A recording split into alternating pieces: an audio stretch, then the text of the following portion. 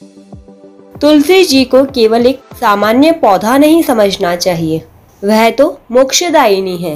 तुलसी दल, पत्र व तुलसी की माला परम पद देने वाली है।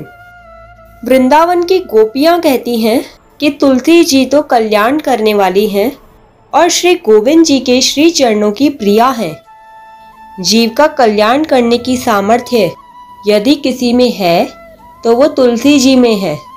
जब तक तुलसी को धारण नहीं करते तब तक जीव का कल्याण नहीं होता।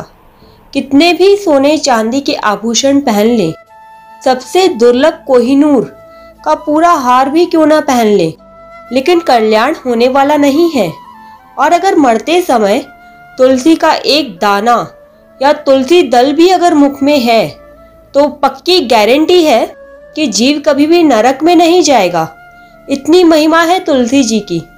स्कंद पुराण में लिखा है कि जिसके कंठ में तुलसी नहीं है वह मनुष्य मूढ़ है। उसके द्वारा छुआ हुआ जल भी मद्य के तुल्य है। पुराने संत महापुरुष तो जिसके कंठ में तुलसी नहीं होती थी उसके छुए जल से स्नान तक नहीं करते थे। स्नान के समय भी तुलसी की बहुत महिमा है। कहते हैं अगर स्नान के समय तुलसी का एक दाना भी किसी के शरीर पर स्पर्श है तो तुलसी जी को छूकर जब जल शरीर पर पड़ता है तो सारी धरती के तीर्थों में स्नान का फल मिलता है। तुलसी कंठ में हो और भोजन करे तो एक एक अन्न के कण पर अश्वमेध यज्ञ का फल मिलता है। तुलसी की कंठी पहनकर केवल भोजन करने पर इतना फल मिलता है और लोग तुलसी ही नहीं पहनते। बहुत सारी माताओं की भी ऐसी सोच है कि सौभाग्यवती स्त्री यदि ना हो तो भले ही व्रजरज लगाए तुलसी पहने, लेकिन सौभाग्यवती स्त्री को तुलसी जी की माला नहीं पहननी चाहिए। पर यह सोच गलत है। यह बात अवश्य ध्यान में रखनी चाहिए कि तुलसी पहनने वाले का खान पान शुद्ध होना चाहिए, आचार विचार शुद्ध होने चाहिए। जो वस्तु भगवान को भोग नहीं लग सकती वह वस्तु तुलसी पहनने वालों को नहीं खानी चाहिए।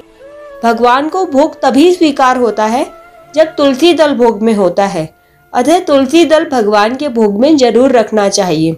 उसी प्रकार जब जीव तुलसी माला धारण करता है तो भगवान भी उसे अंगीकार कर लेते हैं, उसके दोष को नहीं देखते। इसलिए प्रत्येक जीव को तुलसी अवश्य धारण करनी चाहिए। भक्त रसखान जी का नाम तो हम सभी ने सुना ही है। वह मुस्लिम थे पर भगवान श्री कृष्ण के परम भक्त थे। वह एक तुलसी का दाना नहीं बल्कि एक बोझा तुलसी पहनते थे। सैकड़ों तुलसी की मालाएं पहनते थे। छोटी बड़ी हर प्रकार की तुलसी माला पहनते थे। एक बार वृंदावन के संतों ने रसखान जी से पूछा कि वैष्णव भी कोई एक, कोई दो, कोई 4-5 माला पहनता है, लेकिन आपने तो सैकड़ों मालाएं पहनी है, ऐसा क्यों? तब उन्होंने जवाब दिया, तुलसी सामान्य लकड़ी नहीं है महाराज, ये तो पार ब्रह्म का स्वरूप है। साधारण लकड़ी के सहारे लोग बड़े बड़े समुद्र पार कर लेते हैं, तो तुलसी की लकड़ी तो ब्रह्म स्वरूपा है। यह तो भवसागर से पार करवाने वाली है। आप सब तो पवित्र सनातन धर्म को मानने वाले के परिवारों में पैदा हुए हैं। आपसे कोई पाप बना ही नहीं और साधुओं के वृंदावन में वास कर रहे हैं। आप तो 1-2 माला से भी पार हो जाएंगे, लेकिन मैंने तो ऐसे कुल में जन्म लिया है जहाँ ये समझने में ही देर हो गई। पाप कहते किसको हैं?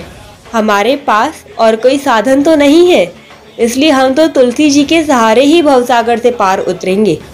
एक मुस्लिम भक्त की तुलसी जी के बारे में इतनी निष्ठा है तो हमारी तो कितनी होनी चाहिए, आप स्वयं विचार करें।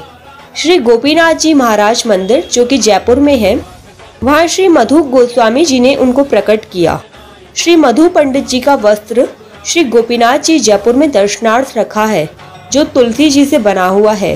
तुलसी की टोपी, तुलसी के दानों से ही पूरा वस्त्र बना है। उनका इतना तुलसी जी से प्रेम था कि सब कुछ तुलसी जी का ही है। इसलिए जितना हो सके तुलसी जी की माला अवश्य धारण करनी चाहिए, जिससे हमारा कल्याण होगा और हमें भी परम पद की प्राप्ति होगी।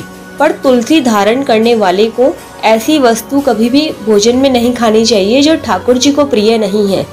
जो हमारे ठाकुर जी को प्रिय है वही हमें खाना चाहिए, जो हमारे ठाकुर जी को प्रिय नहीं है वो हमें नहीं खाना चाहिए। कहते भी हैं जैसा शास्त्र आज्ञा दे वैसा ही आचरण करें। यदि हम भी तुलसी निष्ठा रखेंगे तो हमारा निश्चित ही कल्याण होगा। हरे कृष्णा, राधे राधे।